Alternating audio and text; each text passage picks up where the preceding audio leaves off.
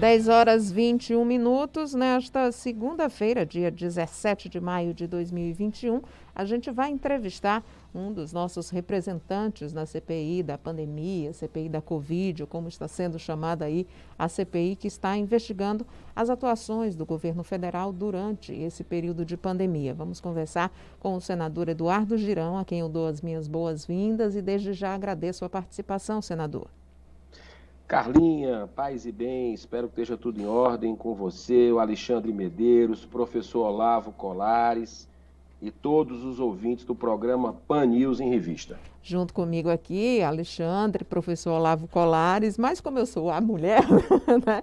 E dizem que primeiro as damas, então, senador, essa semana a gente vai ter a tão esperada a participação do ex-ministro Eduardo Pazuello, né, que já pediu um habeas corpus para ficar calado. A nossa representante também, médica cearense Mayra Pinheiro, que também será ouvida, pediu um habeas corpus. Vai ser a semana do silêncio na CPI?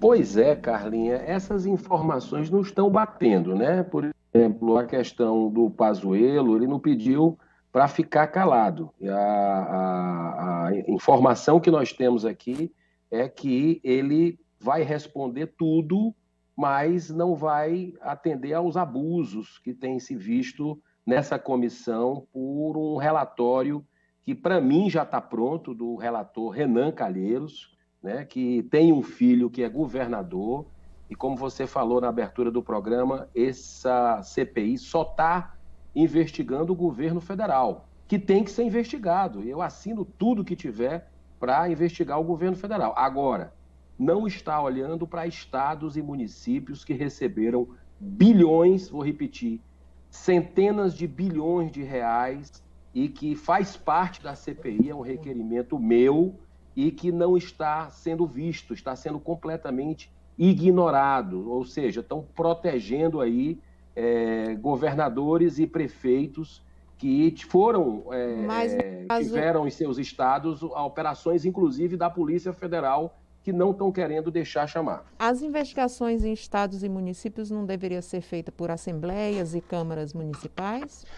Se tiver dinheiro federal, não. Inclusive, nós temos aqui precedentes, o próprio TCU, que é um órgão de apoio legislativo aqui nosso, do Congresso Nacional, já ratificou que verbas federais, quem tem que analisar realmente é uma CPI, é a Polícia Federal, são instrumentos. E é isso que não estão deixando. É por isso, Carlinha, e eu gosto muito de andar nas feiras, nos mercados, e as pessoas têm dito para mim com frequência, esse final de semana mesmo, de que essa CPI está derretendo na credibilidade da opinião pública porque está fazendo apenas palanque político para 2022. E isso é desumano, isso é uma covardia, porque as pessoas continuam sofrendo com a saúde pública, elas continuam sofrendo com desemprego e com a fome que está batendo as portas. Então, você falar de política, ter membros que já fizeram pré-julgamento, inclusive o relator já deu entrevistas antes de começar a CPI, dizendo quem é o culpado e quem é o inocente nessa pandemia. E você ter isso, inclusive membros presidenciáveis fazendo julgamentos, é algo que realmente demonstra um desrespeito com a população brasileira nesse momento. Senador, muito bom dia para o senhor. Eu gostaria de saber, então, em relação ao estado do Ceará, com base em que investigações ou em que fatos ou aspectos o senhor acredita que seja necessária uma investigação e o senhor pretende, então, solicitar a presença de algum representante do governo estadual na CPI? Ótima pergunta, Alexandre Medeiros. Eu não faço pré-julgamento nenhum, como muitos colegas estão fazendo nessa comissão. Acho que as pessoas têm que ter ampla defesa e direito ao contraditório, né? Agora, tem fatos que precisam ser esclarecidos. A população de Fortaleza, o cearense está querendo saber, por exemplo, os 300 respiradores que foram comprados pelo consórcio do Nordeste. Só o estado do Ceará pagou antecipado 10 milhões de reais do dinheiro suado do nosso povo, e esses respiradores até hoje não chegaram. E olha que interessante, foi comprado da indústria da maconha. O que a maconha, essa droga, tem a ver com Covid-19 e com respiradores, eu não sei. Mas eu gostaria de Senador, saber. só para esclarecer, o que o senhor chama de indústria da maconha? Quem é essa indústria? Que empresas são essas? O que o senhor chama de indústria da maconha? Olha, são duas empresas, né? A empresa HempCare e HempShare, que também tiveram compras na Pulsar, que foram empresas que o Consórcio Nordeste adquiriu respiradores que até hoje não chegaram. Então, isso a gente quer saber, como também o hospital de campanha do PV, no estádio nosso aí, municipal do PV. Foi feito um hospital de campanha, gasto quase 100 milhões de reais, né, do fortalezense.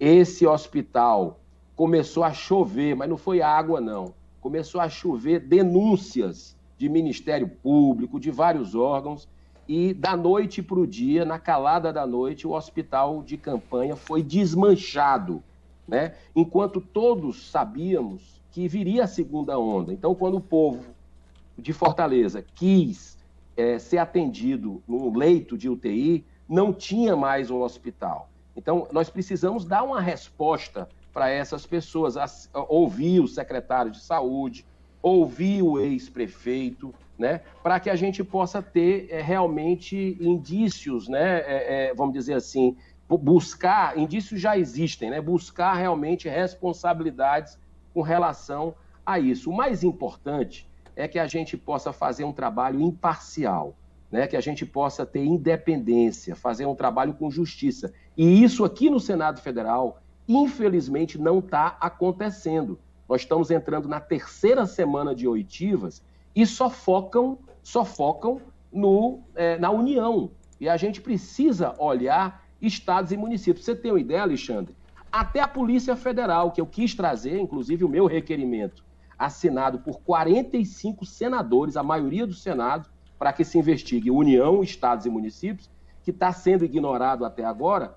Eu tentei chamar a Polícia Federal semana passada para cá, e eles não deixaram chamar a Polícia Federal. Não sei que medo tem disso, né? Inclusive já tivemos precedentes, e é por isso que a credibilidade dessa CPI vem caindo a cada dia perante a população que assiste estarrecida esse espetáculo político que não era o momento para estar acontecendo. Senador, eu quero só lembrar ao nosso público que a nossa conversa está sendo transmitida no YouTube, então quem quiser ver a imagem do senador Eduardo Girão pode conferir no YouTube.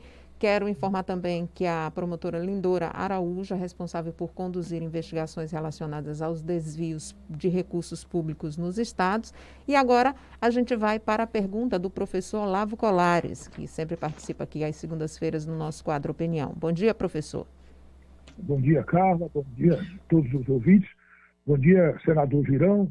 Parabéns pela sua presença ousada e até, de certa forma, assim, desassombrada, com um político jovem que passa a conviver com o Senado. Não está ouvindo? Pronto, agora pode falar, professor Olavo. Pronto. Então, senador Girão, eu lhe perguntaria o seguinte, é, na verdade, uma observação panorâmica. 2 anos e 4 meses de presença no Senado, convivendo com figuras que são raposas políticas ou hienas políticas de dezenas de anos, como o próprio relator do processo da comissão, que tem pelo menos 50 anos de política. Como é que se dá isso? Dá para aprender alguma coisa? Dá para captar coisa positiva? Ou só nos depara lá o Senado, a sua presença, como nós aqui fora, ficamos sempre assustados e assombrados e achando que a coisa não está indo bem, que a coisa é ruim? Bom dia. Muito bom dia, professor Olavo Colares. A pergunta extremamente da sabedoria que o senhor tem, né? Realmente não é fácil, né? Esse país não é um país para amadores, né? Mas a gente está combatendo o bom combate aqui, o povo cearense pode ter certeza que a gente está querendo buscar toda a verdade e não apenas uma parte da verdade, né? Os cidadãos de bem, nesses contatos, porque aqui em Brasília, o senhor sabe que é uma ilha, né? Uma ilha da fantasia, e eu procuro sempre sair dessa bolha.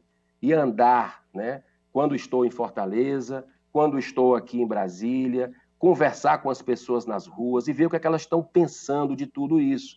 E está muito claro, né? Está muito claro o objeto, né? A origem dessa CPI. Né? A gente era para estar no momento agora, está discutindo reformas tributárias para facilitar empregos, né? A geração de renda, reformas administrativas para tornar a máquina uma máquina mais eficiente, mas não. O Supremo Tribunal Federal mandou o Senado fazer essa CPI nesse momento, né? Então, assim, essas interferências, né? Essa blindagem da corrupção que existe no nosso país, ele precisa acabar, sabe? E o cidadão de bem, e aí o senhor colocou com muita inteligência algo, né? Eu não tenho nada contra a pessoa do senador Renan Calheiros, né? Eu procuro sempre focar nas ideias, né? A gente tem que combater o pecado e não o pecador, né? Mas tanto os cearenses que são de esquerda, por exemplo, né? Quanto os cearenses de direita, e eu converso com todos eles, porque eu acho que o que está faltando nesse país é diálogo, o que está faltando nesse país é fraternidade, mais tolerância uns com os outros, é a pacificação que a gente tem que buscar. E mesmo o pessoal que é contra o governo, olha o que eu vou falar para vocês, mesmo o pessoal que é contra o governo, e eu digo que tem coisas equivocadas no governo, sim, com a independência eu posso falar isso. Agora, mesmo essas pessoas, elas estão totalmente incomodadas com o que o relator vem fazendo nessa CPI.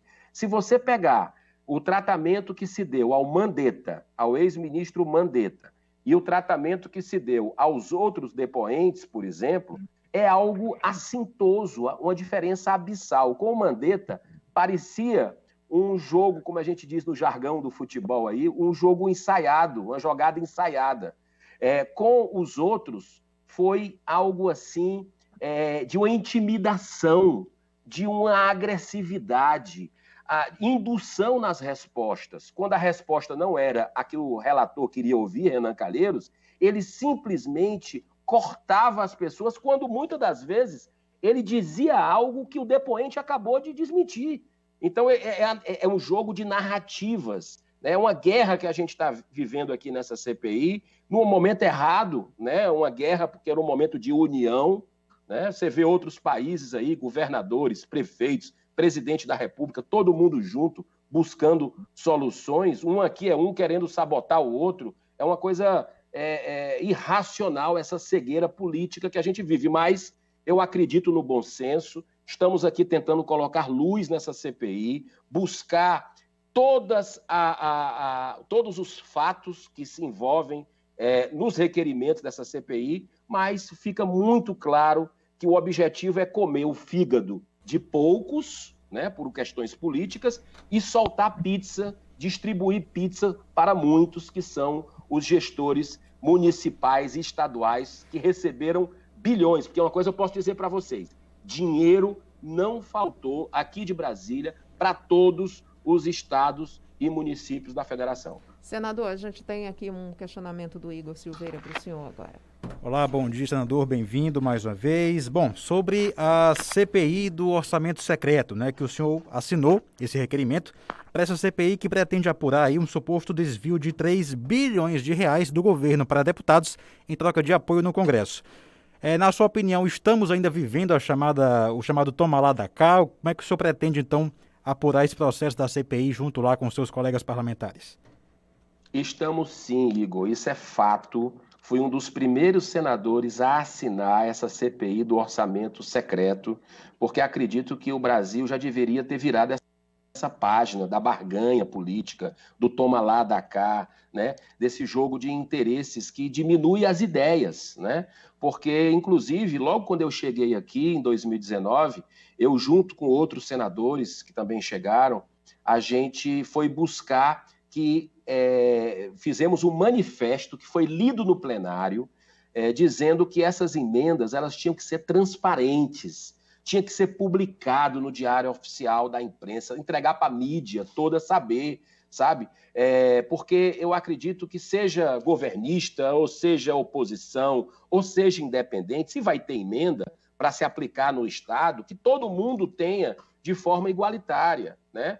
E não uns mais do que os outros, porque são a favor de governo e tudo. Eu quero deixar muito claro para você que eu assinei e assino quantas vezes for necessário para apurar esse tipo de irregularidade. Eu não tenho nenhum cargo indicado, nem no governo federal, nem no governo estadual, nem no governo municipal. Eu, inclusive, não tenho emendas extras. As emendas que eu tive são aquelas constitucionais, as impositivas, né? E também tenho divergências, né, com relação a esses posicionamentos, porque esse toma lá da cá continua aqui dentro do Congresso e a gente não pode deixar que isso perdure, porque isso não é saudável para a nossa democracia. Senador, e só para a gente encerrar uma resposta rápida, porque o nosso tempo já está estourado e o seu também, que eu sei que tem muitos compromissos, eu queria que o senhor falasse sobre... Tempo, agora o seu eu respeito. Eu queria que o senhor falasse sobre o que foi constatado durante essa semana, numa entrevista com o senhor Carlos Murilo, que é o CEO da Pfizer, né, em que ele falava que apresentou aqui várias propostas para a compra de vacinas, e as vacinas não foram compradas no tempo que foi feita a proposta, né? E também sobre a questão dos 2 milhões de testes de Covid-19 que vão vencer de novo e que já não vão mais poder ser aproveitados, né? O que foi gasto nesses testes poderiam ter sido revertidos para a compra de vacina. Uma resposta rápida, por favor. Vamos lá, Carlinha. Eu estou com o cronograma todo pronto aqui, porque eu fiz essas perguntas também para o doutor Murilo, que é o gerente-geral da Pfizer. Perguntou se ele ia receber comissão, né? E também fiz outras perguntas para ele com relação a essa cronologia. Por exemplo, o que é que nós temos de concreto com relação a isso? E ficou muito claro para todo mundo. Não se tinha autorização da Anvisa.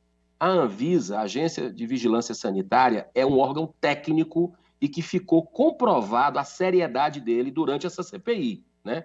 Então, 24 dias depois que a Anvisa deu o aval, aí sim o governo brasileiro poderia comprar da Pfizer. Inclusive, precisava de uma lei aqui no Congresso Nacional, que nós aprovamos rapidamente, né? Porque existiam cláusulas leoninas, isso dito por grandes juristas brasileiros. Só um dos exemplos, o foro seria em Nova York, e o Brasil teria que abrir aí, dos seus 400 bilhões de reservas que se tem internacionais, teria que abrir, se desse essa vacina algum tipo de problema, porque não existia ainda a eficácia garantida, que o Brasil abriria esse fundo garantidor para resgatar eventuais danos à saúde dos brasileiros. A própria AGU, né, a Advocacia Geral da União, que é um órgão de assessoramento do governo brasileiro, disse que não deveria assinar o contrato até que se tivesse uma lei para garantir isso. Então,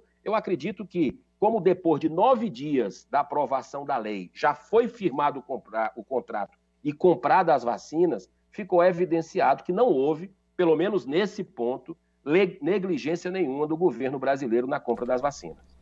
E as doses que estão, aliás, e os testes de Covid que estão para vencer de novo, né? Porque tiveram o prazo de validade renovado, né? Passaram uma canetinha lá em cima, botaram uma Esse é um problema. E vai vencer de novo. Esse é um problema. Esse é um problema. Os testes realmente, eles não foram, pelo menos na apuração até agora, precisamos cruzar os dados e teremos aqui a doutora Mayra Pinheiro, onde eu gostaria de fazer perguntas nesse sentido, a próprio ministro Pazuello também, que ficou de responder as perguntas, embora tenha o habeas corpus, sobre esses testes, né? Por que eles não foram, de certa forma, priorizados? Porque muitos foram enviados para os estados e municípios, mas alguns ficaram retidos. Então, a gente quer entender exatamente o que se passou. Mas é importante, Carlinha, já que está encerrando o tempo, deixar muito claro que até o presente momento a gente vê uma guerra de narrativas, de um lado e de outro. Prova concreta, nada ainda com relação a eventuais erros e omissões do governo federal. O que nos tem muitas dúvidas, porque a CPI está boicotando, é olhar os eventuais desvios dos bilhões de reais de verbas federais que foram para estados e municípios. E até agora a gente não conseguiu aprovar nenhum requerimento para chamar a PGR, a doutora Lindora Araújo, para chamar a Polícia Federal, para chamar gestores de saúde e gestores também públicos dessa área que estão à frente de estados e municípios. Ok, muito grata por sua participação, senador Eduardo Girão, aqui no nosso Pan News em Revista, primeira edição.